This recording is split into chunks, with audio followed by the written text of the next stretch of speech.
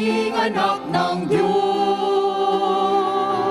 Mula nang tanggapin ko si Jesus, ang buhay ko'y binago niya.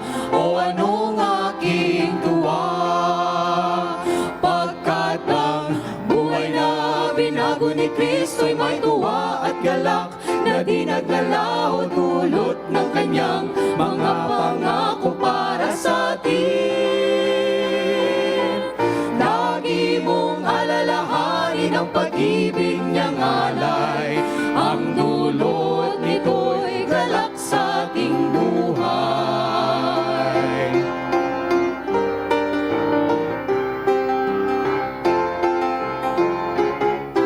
Di na ako kailanman babalik sa dati kong mga gawi, ako'y binago na. Di na ako mangangamba pagkat ang buhay ko ngayon'y tiyak. O anong aking galak, pagkat ang buhay na binago ni Kristo'y may tuwa at galak na di naglalaho dulot ng kanyang mga pangako para sa atin.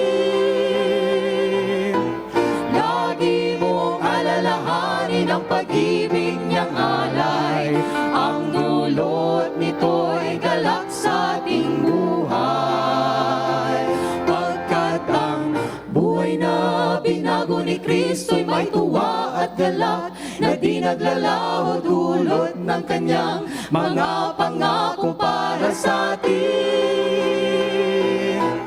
Lagi mong alalahanin ang pag-ibig niyang alay, ang dulot nito'y galak sa ating buhay. Lagi mong alalahanin ang pag-ibig niyang alay,